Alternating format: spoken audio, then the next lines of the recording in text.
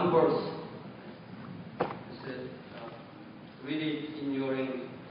시작. 내가 그리스도와 그의 권능과 그 고난의 찬양을 알고자 하여 그의 죽으심을 본다. 잘 해주시기 바랍니다.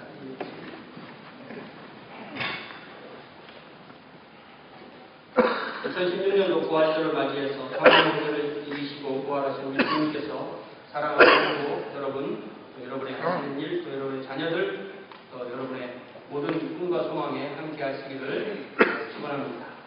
서로 다시 한번 인사합시다. 예수 부활하셨네. 나도 부활하겠네. 이게 자동으로 붙어야 하는 겁니다. 예수 부활하셨네. 나도 부활하겠네. 자동으로 붙어야 합니다. 제가 1절에 한번 말씀드렸지만 군산에 올라가면은 눈이 쌓인 군산에 올라가면은 쭉 올라가다가 어느 순간에 나무가 더 이상 안 자라는 고지대가 있어요. 그래서 마지막으로 나무가 자라는 곳을 수목 성장 한계선, 영어로 간단하게 팀벌라고 말하는 그런 지점이 있어요. 그러니까 산을 쭉 올라오면 그 이상이 나무가 못 자라는 거예요. 그러면 어떤 나무가 고기에 가서 자라고 있는 거예요. 고기에 가서 자라는 이 나무들은 아주 나무들이 더 이상 자랄 수 없을 것 같은 것은 가장 혹독한 환경 가운데서 자라는 것입니다. 매서운 바람, 또 눈보라, 그런 것을 이렇게 계속 견디다 보니까 이 나무들이 제대로 서 있지 못하고 그 나무를 피해서 이렇게 엎드려서 이렇게 자라는데 마치 그게 우리가 보면 나무들이 기도하는 것처럼 그렇게 보인다고 해요. 근데 그 나무들이 그 환경에서 조금씩 자라는 거예요. 그러니까 만약에 그 나무를 잘라보면 나이테가 아주 조밀하겠죠. 자르기 힘들고 아주 강한 그런 나무들이 되게 됩니다. 그런데 놀라운 것은 이 악기 중에서 서양 악기 중에서 현악기 있잖아요. 바이올린이나 비올라나 첼로나 콘드라베스 이런 그 현악기를 만드는 그 나무가 바로 그곳에서 채취되는 나무입니다. 주로 가문비나무 이런 걸 말해요. 가문비나무라고 우리 한번 보면 심엽수인데 아주 짧고 굵직한 그런 잎을 가진 그 나무가 바로 가문비나무. 이렇게 눈밭에 서서 매서운 바람 소리를 몸에 조금씩 쌓아온 그 나무가 바이올린이나 그런 악기로 다시 탄생해서 그 자기 몸에 쌓았던 그 소리를 다시 100년, 200년, 300년 그 악기로 다시 재생해내는 그런 악기가 되는 거예요.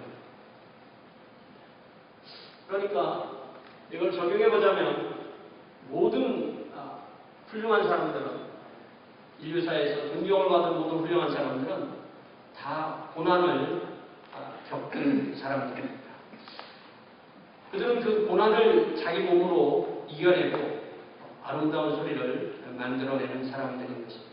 오늘 우리 빌립보 3장 10절에서도 우리 주님의 고난이 있고 또 우리 주님께서 부활하신 것처럼 우리도 주님을 따라서 그렇게 주님과 같은 그런 삶을 살기를 원하는 소망이 이 빌립보서 3장 10절에 있습니다. 3장 10절을 잘 보면 이게 구조가 조금 우리 한국어 번역은 조금 어렵게 돼 있지만 이게 세 가지를 알고 싶다 이렇게 돼 있어요. 내가 그리스도를 알고 싶다. 그 부활의 권능을 알고 싶다. 그 고난에 참여함을 알려고 그의 죽으심을 본받아서 그 고난에 참여하는 것을 알고 싶다. 이런 표현이에요. 그래서 I want to know Christ.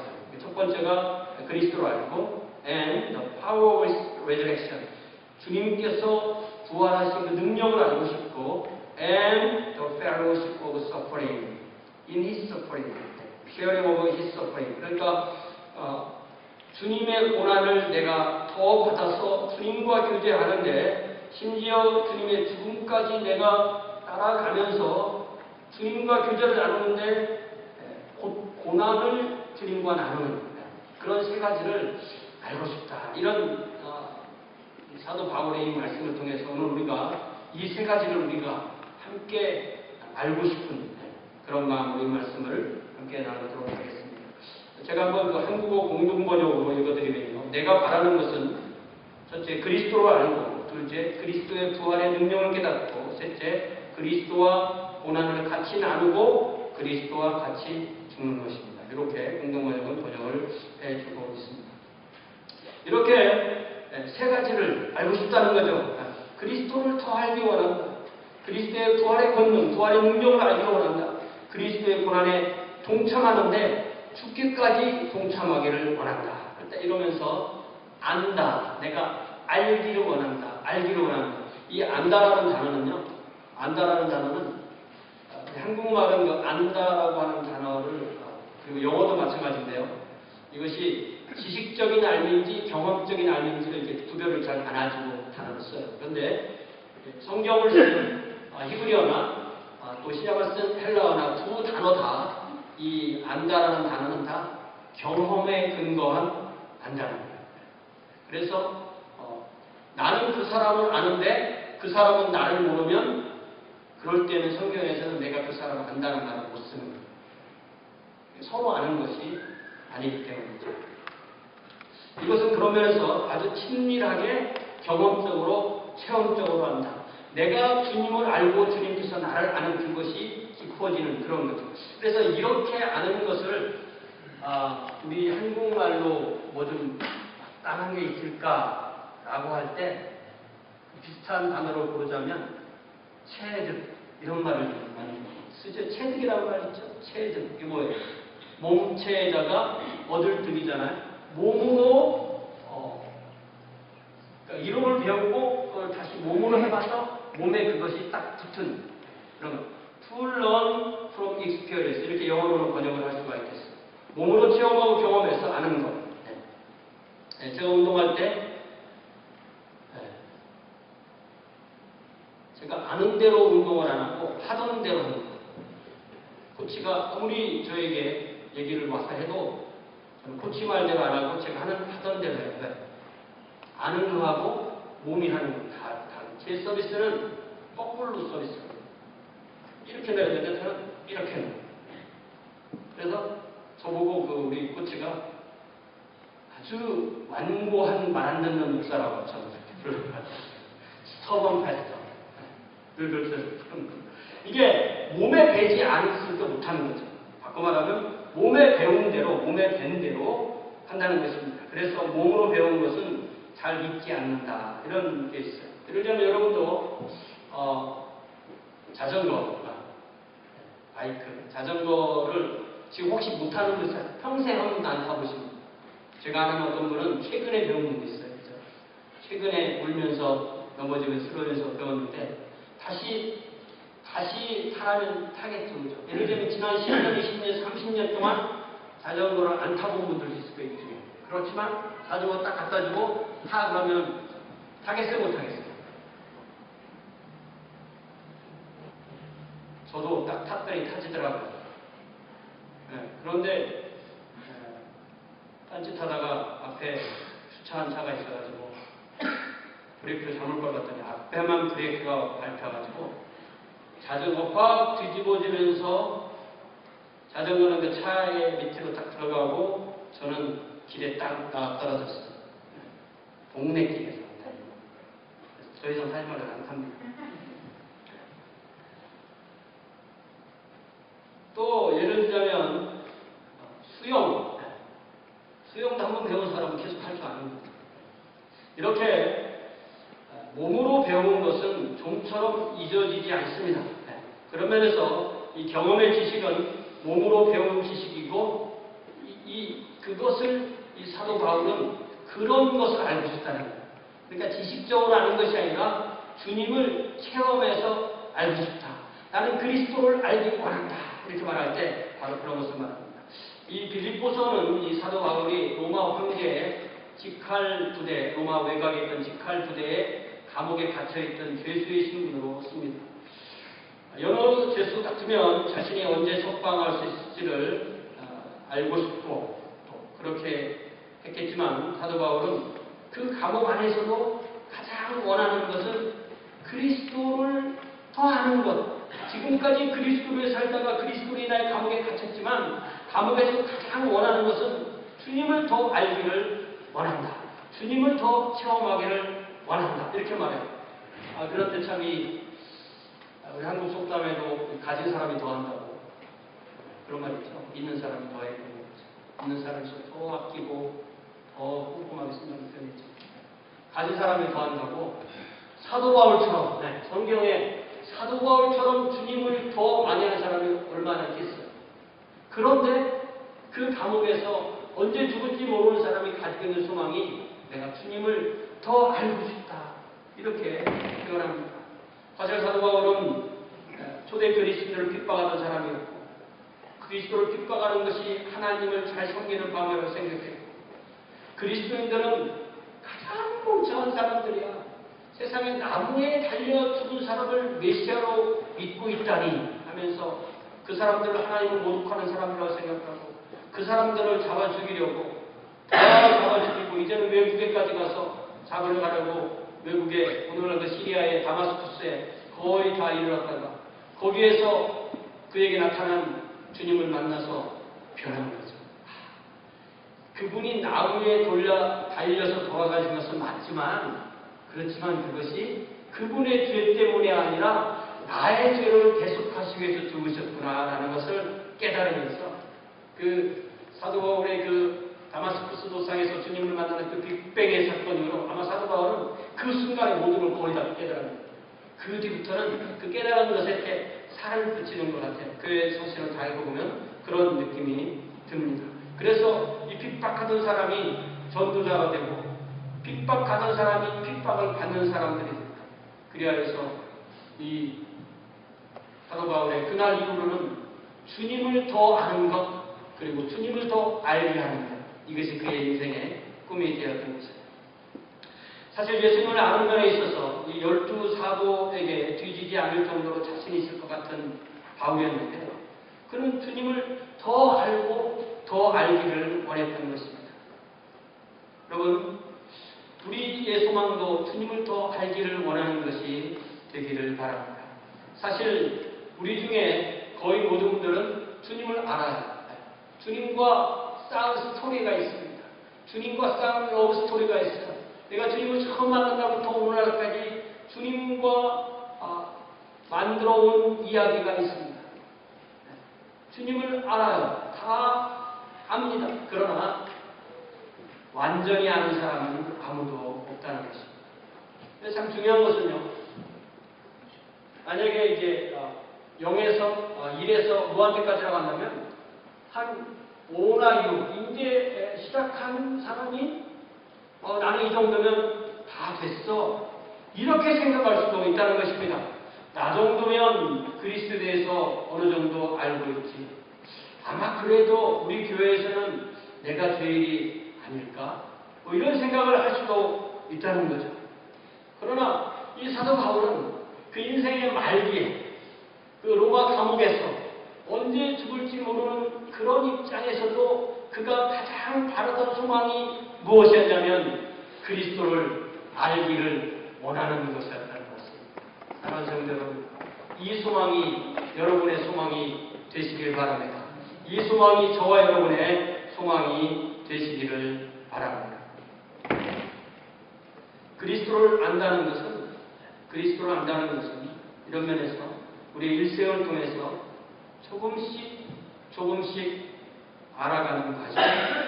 우리가 이 자연과학을 하는 분들도요, 그 공부하는 그 한 대상에 대해서 다 안다는 말 잘 안 하더라고요.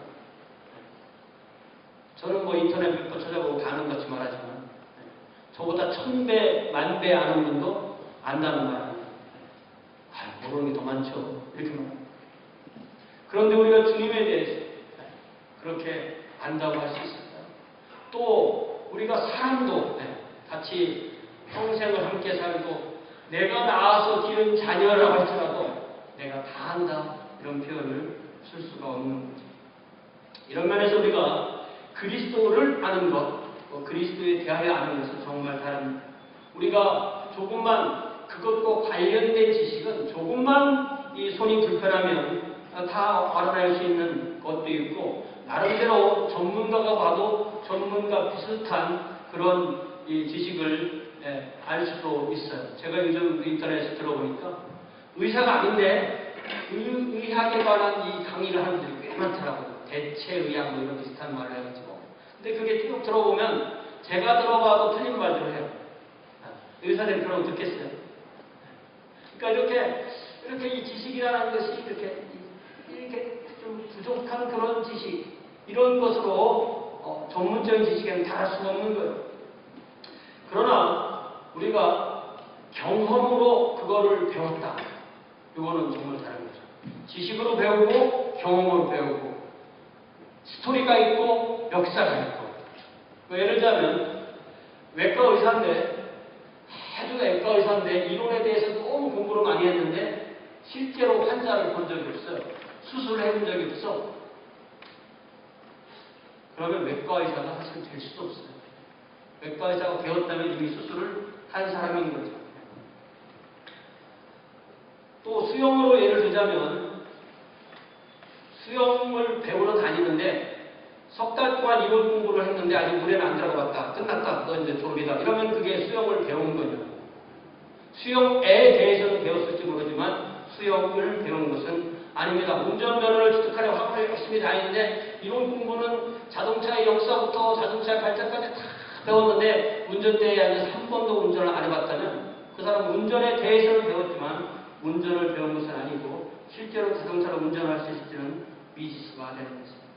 그래서 사도 바울은 저와 여러분에게 도전하기를 우리 주님을 이론으로 알지 않고 우리의 경험으로 삶으로 주님을 체험하는 방식으로 그렇게 알라고 말합니다. 이 3장 8절에 보면 3장 8절을 보여주시기 바랍니다. 3장 8절에 보니까 내가 모든 것을 해로 여기는 내 주 그리스도 예수를 아는 지식이 가장 고상하다. 내가 그것을 위해서 모든 것을 배설물로 여기는 주님을 알고 주님을 얻기를 원한다라고 그렇게 말하고 있습니다. 사도 바울은 이처럼 예수 그리스도를 더 알기 위해서, 더 경험하기 위해서, 더 체험하기 위해서 그가 이전에 의지하던 모든 것을 다 버렸습니다. 자, 여러분 이러면 좀 의문이 좀 생기죠. 도대체 경험으로 예수님을 안다는 게 뭐야? 예수님을 체험한다는 게 뭐야? 그럼 그게 구체적으로 뭘 의미하는 것 같아요? 저는 주님과 친밀한 관계를 계속 더 쌓아가는 것, 이렇게도 좀 비상적이죠. 인격적이고 경험적인 관계를 통해서 주님을 알아가는 것, 이런 좀 비상적이죠. 신학적, 이론적으로 배우는 거 아니고 개인적으로, 체험적으로, 인격적으로 경험하는 것. 그러면 그게 뭐냐죠. 예수님을 경험한다는 것이 뭐냐라고 할 때 주님의 자녀로서 주님을 주님이라고 부르면서 주님의 제자로서 주님이 원하시는 그 삶, 주님처럼 사는 것이 주님을 체험하는 것인 줄로 믿습니다. 내 안에 그리스도의 영이 성령께서 살아계심으로 이제는 내가 사는 것이 아니라 예수 그리스도가 사는 삶이 되어준다고 결단함으로 이제 예수님은 나의 주님이시고 나는 그분의 종이기 때문에 그것을 매 순간 인정하면서 예수님의 의지로 사는 것, 내 감정이 아니라 예수님의 감정으로 사는 것. 그래서 예수님께서 죄를 미워하시는 것처럼 그렇게 나도 죄를 미워하는 것. 예수님께서 자각적이고 의도적인 죄를 짓지 않으신 것처럼 내가 이제 더 이상 이것이 죄인 줄 알면서 계속 행하겠다. 계속 행하는 이런 일은 없겠다고 결단하고 죄와 싸워서 이기고 죄를 미워하는 것. 이것이 주님을 체험하는 삶이 좀 있습니다. 더 나아가서 예수님이 사랑하신 것처럼 그렇게 사랑하는 사람, 예수님의 사랑을 자기의 사랑으로 체험하는 사람, 사랑하지 않는 그 사람을, 이전에 사랑을 줬던 그 사람을 예수님 때문에 사랑하는 것, 이것이 바로 주님을 체험하는, 주님을 알아가는 그런 삶인 줄로 믿습니다. 여러분, 진정한 영성이 무엇일까요? 우리가 예수님을 믿으면서 우리의 영성이 자라는데 진정한 영성이 무엇입니까? 진정한 영성은 예수님으로 닮아가고 예수님으로 사는 것을 영성이라고 합니다. 그것을 사도 바울은 예수님을 더 알기 원한다고 그렇게 표현했습니다. 그런 면에서 우리가 살아온 날들을 생각해보면 앞으로에 대한 계획이 있을 수가 있잖아요. 지금 내가 120년을 산다고 하고, 여러분 다 120년 계획 세우세요. 120년을 산다고 하고 이제 한 반쯤 살았는데, 반쯤 살아온 게 요만큼이면 앞으로 반을 더 준다고 해도 얼마나 내가 성장할 수 있을까. 이렇게 나의 영성이 참으로 부족하구나 라고 깨닫는 것만으로도 자신을 깨닫게 되고 많은 성장이 있을 줄로 믿습니다. 그런 면에서 우리의 영적인 실상을 깨닫고 그렇게 함으로 다시 우리가 영적인 재도약을 할 수 있는 이 출발점이 되는 2016년 부활절이 될 수 있기를 주님의 이름으로 축원합니다. 이제 두 번째로 사도 바울이 알기를 원했다는 것은 나는 그리스도의 부활의 능력을 알기를 원한다. 이렇게 말했죠. 부활의 능력을 알기를 원한다.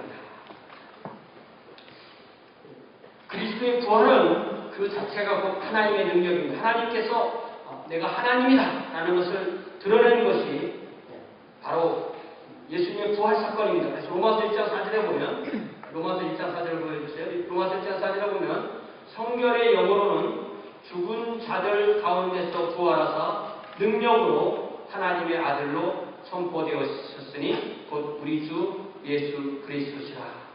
예수님은요, 우리 지난 금요일에 우리 배추리 목사에서 설교해 주신 대로 인성으로 보면 저와 여러분과 똑같은 사람입니다. 오늘 아침에 우리 김 목사님께 설교해 주신 대로 우리와 성정이 똑같은, 우리가 느낀 것을 느끼고 우리가 힘들어하면 힘들어하고 십자가 앞에서 두려워하고 또 통곡하고 힘이 되고 통곡해야 되죠.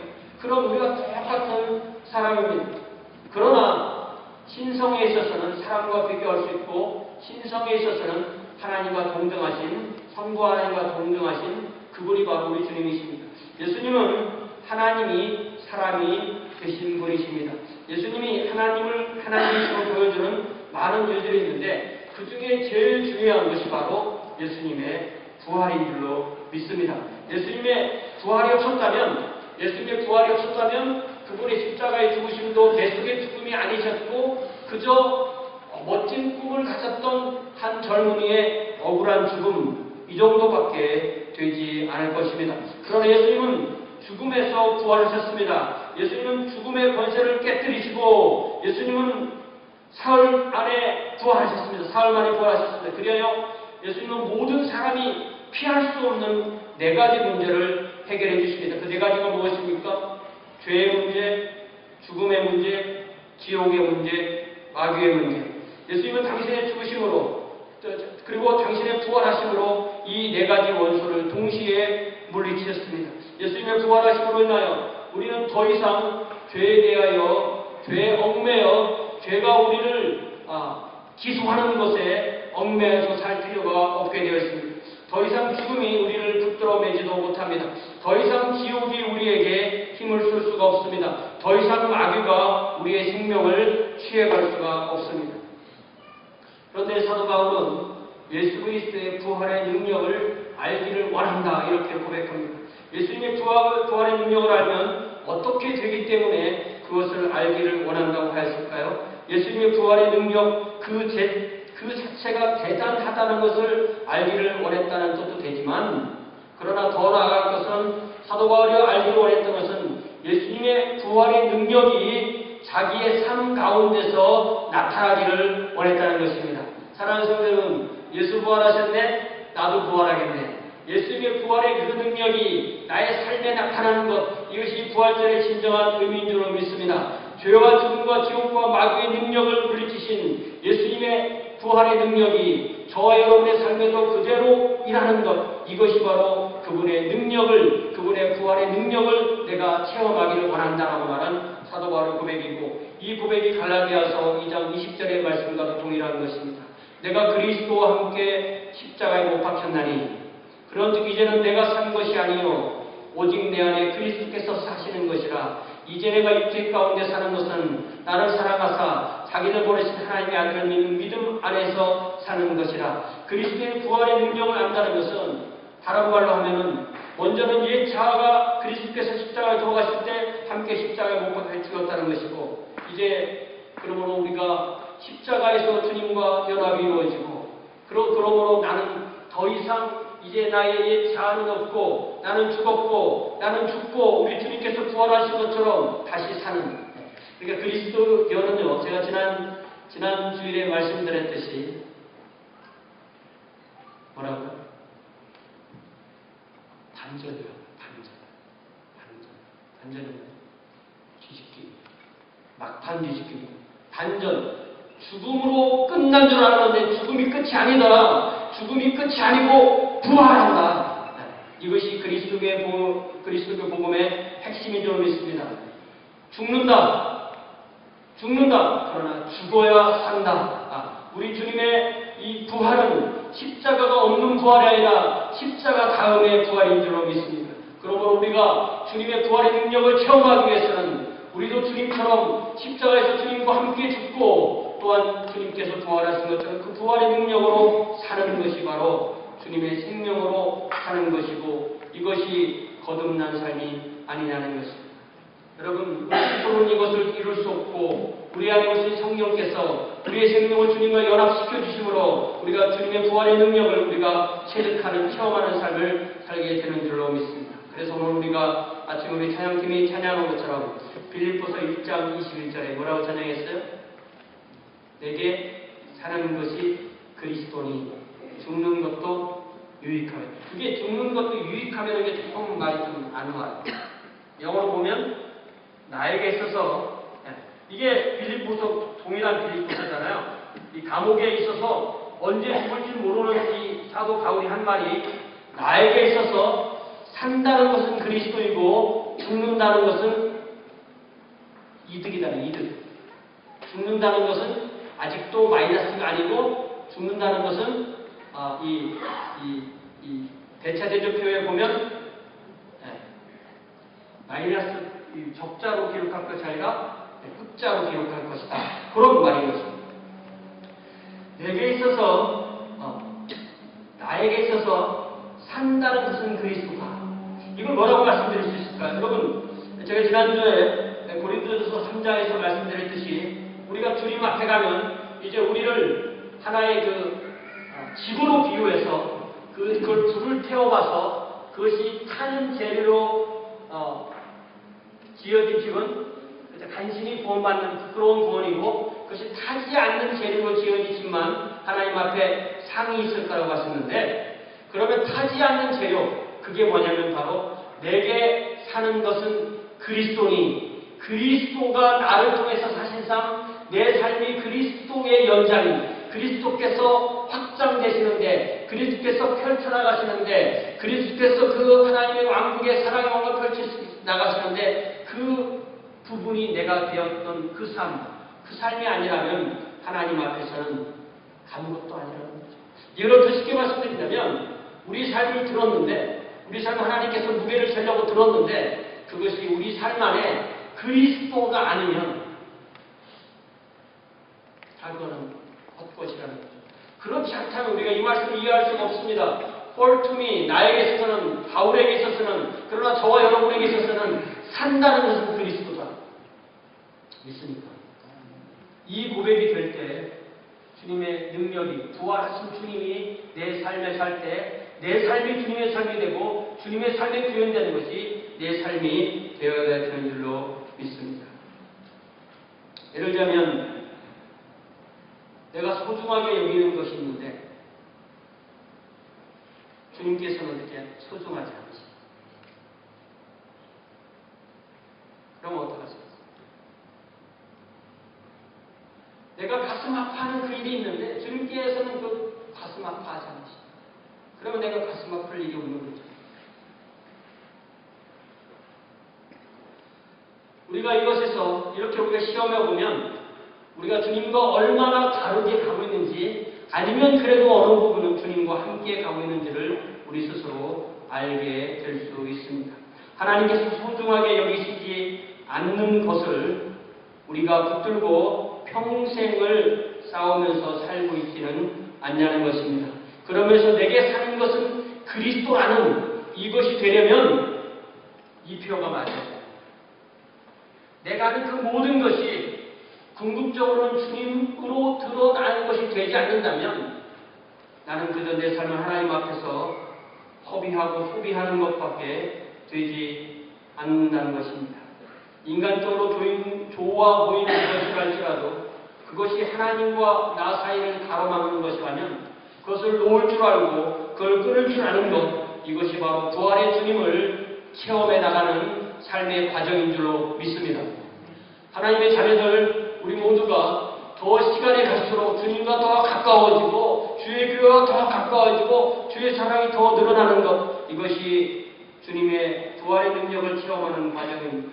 2016년도 부활 기도를 맞이해서 죄와 사망과 지옥과 마귀의 세력을 물리치신 우리 주님의 능력을 이렇게 우리의 삶 가운데 체험할 수 있기를 주님의 이름으로 부탁을 드립니다. 이제 세 번째로 사도 바울이 알기를 원한다고 말했던 것은 그리스도의 고난의 동참함을 알기 원한다. I want to know the fellowship of sharing in suffering.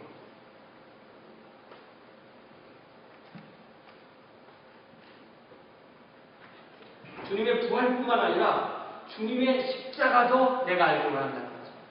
주님의 고난도 내가 나누기를 원한다고 말합니다. 여러분, 이 고난이라는 말, 나올 때 특별히 우리가 함께 고난당하는 이 지체를 생각할 때, 지체의 고난을 볼 때 우리는 고난에 동참한다. 우리가 주님의 고난에 동참한다 이런 말 쓰니까 동참, 쉐어링이라는 말이 있는데 이 말이 또 공유, 공유, 어떤 분들은 배운 공유로 생각하니까 그런 공유가 아닙니다. 공유, 뭐예요? 함께 나눔, 함께 주인이 됨, joint ownership이라고 표현했습니다. 그러니까 형제가, 지체가, 가족이 아픈데 나는 안 아파. 그러면 한 몸이 아니에요. 아닌 거죠. 다리 아픈데 손이 나는 안 아프니까 괜찮아. 이게 아니라는 거죠. 한 몸이라면 한 곳이 아파도 같이 아프고 이것이 바로 동참이고 공유라는 것입니다. 사도 바울은 그리스도의 고난에 동참하면서 혹은 그리스도의 고난을 공유하면서 그렇게 해서 주님과 교제하기를 원한다는 거예요. 주님을 더 알아가기를 원한다는 거죠. 이게 무슨 말이에요?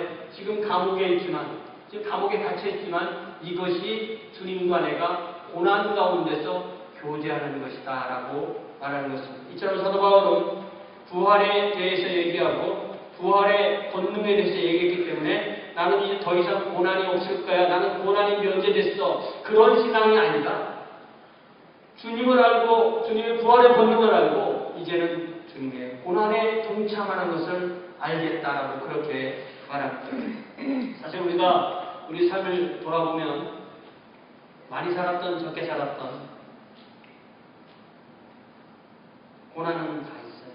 한 4살 된 애들도 고난이 있을까 없을까?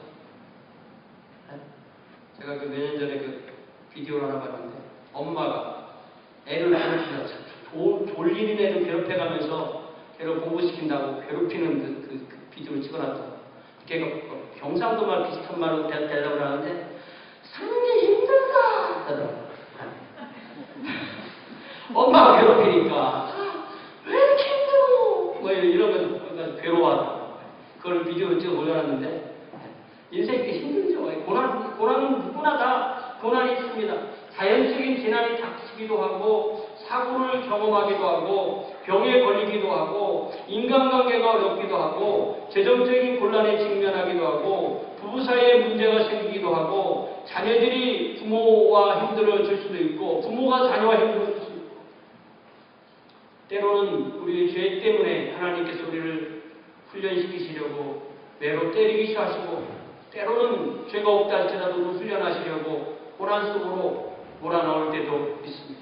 이러한 모든 고난은 하나님께서 저와 여러분을 하나님께서 원하시는 그러한 자녀로 빚어나가기 위해서 그러한 아름다운 소리를 내는 그런 악기처럼 우리를 빚어나가기 위해서 우리를 훈련시키려는 그런 도구라는 사실을 우리는 알아야 되겠습니다. 그러므로 우리가 주님을 안다는 것은 주님의 부활과 그 권능만 하는 것이 아니라 주님처럼 그 고난 가운데서 주님을 알게 된다는 것이에요. 그래서 시편 119편의 저자는 이렇게 말합니다. 고난 당하기 전에는 내가 그릇 행하였다니 이제는 주의 말씀을 지키나이다. 욥도 23장 10절에서 그러나 내가 가는 길을 그가 아시나니 그가 나를 단련하신 후에는 내가 순금같이 되어나오리라. 옛날 번역은 정금그랬는데 요즘은 순금그래요. 또 우리는 주님을 섬기다가 고난을 당할 수도 있습니다. 사도 바울은 골로새서 1장 24절에서도 이렇게 말하죠. 나는 이제 너희를 위하여 받는 괴로움을 기뻐하고 그리스도의 남은 고난을 그의 몸된 교회를 위하여 내 육체에 채운다. 그러니까 지금 이 골로새서나 빌립보서나 다 사도 바울이 감옥에 있을 때 쓴 편지이고 사도 바울은 그리스도의 몸인 교회가 받는 고난을 그의 몸에 채운다고 고백하면서 주님께서 십자가에 죽으신 것처럼 그렇게 죽는 자리까지 나아가기를 원한다고 고백하는 것입니다. 그런 면에서 사랑하는 성도 여러분, 우리의 삶에서 주님의 뜻으로 주어진 그 고난을 우리가 그것을 이겨내고 그것을 우리 그 안에 있을 때 우리는 주님과 교제하고 주님의 십자가와 교제하는 그런 삶을 살게 되는 줄로 믿습니다. 때로는 우리가 주님의 교회를 위해 일하다가 고난에 직면할 때도 있습니다. 그러나 사도 바울은 그러한 고난을 받는 것을 기뻐하면서 자신의 몸에 그 고난을 채운다고 그렇게 고백합니다. 이런 면에서 우리의 삶이 다른 사람들이 보기에 승승장구하고 승리하는 것처럼 보이는 그런 삶만이 참으로 훌륭한 삶이라고 우리는 생각하지 않을 수 있다는 것입니다. 2016년도 부활주를 맞이해서 주님의 부활의 능력으로 다시 주님의 고난에 동참함으로 우리의 삶에서 주님을 체험적으로 배워나가는 저와 여러분 되시기를 주님의 이름으로 축원합니다. 이제 말씀을 마치겠습니다. 우리 모두가 다 삶은 그렇게 만만하지 않습니다. 어렵습니다. 이쪽에서 될 것 같으면 저쪽에서 안 되고 그렇게 어렵습니다. 그러나 우리에게는 부활의 주님의 능력이 있습니다. 우리에게 고난을 허락하신 주님의 뜻을 헤아려서 이제 부활의 주님의 능력으로 우리의 삶 가운데 주어지는 그 삶의 무게를 이겨내고 그 고난을 이겨내시는 저와 여러분 될 수 있기를 주님의 이름으로 축원합니다. 그리스도인의 삶의 신비는 승리에 있는 것이 아니라 고난 가운데 있는 줄로 믿습니다. 수목 성장 한계선에 있는 그 나무들이 매서운 눈보라를 맞이하면서 그 긴 밤에 그 찬바람을 맞이하면서 그 조금씩 엎드려서 기도하시 바라면서 그 소리와 그 온도와 그 무거움을 그 삶의 그 깊은 맛을 그 몸으로 담아낸 뒤에 나중에 그것이 악기로 재생했을 때는 정말 모든 사람들을 기쁘게 하고 하나님을 기쁘게 하는 그런 아름다운 공명을 내듯이 저와 여러분이 우리 주님의 부활의 능력을 체험하고 주님을 더 알아가고 주님의 고난의 참여함을 알아가고 이렇게 아름다운 소리를 낼 수 있는 귀한 주님의 자녀 되시기를 주님의 이름으로 축원합니다. 기도하겠습니다. 사랑의 주님, 주의 말씀을 전하고 듣다 보면 주님께서 우리를 구원하신 지 벌써 수십 년이 지났는데 주님, 저희들이 너무나 주님과 멀리 떨어져 있고 너무 부족한 모습을 발견하게 되오니 주님, 저희들을 불쌍히 여겨 주옵시고 주님, 이 시간에 귀한 결단으로 주님을 더 알아가고 주님의 부활의 능력을 알아가고 또한 주님과 고난에 동참하는 귀한 주의 자녀들이 되겠다는 귀한 결단이 있게 하여 주시옵소서. 주님, 저희들에게 주님을 더 알고 주님께서 죄와 싸워 이기듯이 그렇게 싸워 이기고 또한 주님께서 원수까지 사랑하라 하신 것처럼 그렇게 사랑하게 하여 주옵소서. 주님의 부활의 능력이 내 삶에 나타나서 주님, 사탄의 권세와 싸워 이길 수 있게 하여 주옵소서. 주님, 나에게 주어지는 모든 고난을 주님과 함께 나눔으로 주님의 고난에 동참함으로 또한 승리할 수 있는 귀한 주의 자녀들, 그리하여 주님의 인격이 우리의 삶에 드러나는 귀한 주의 자녀들로 인도하여 주옵소서. 예수님의 이름으로 기도하옵나이다. 자리에 일어나셔서 우리 찬송 부르고 예배 드리겠습니다.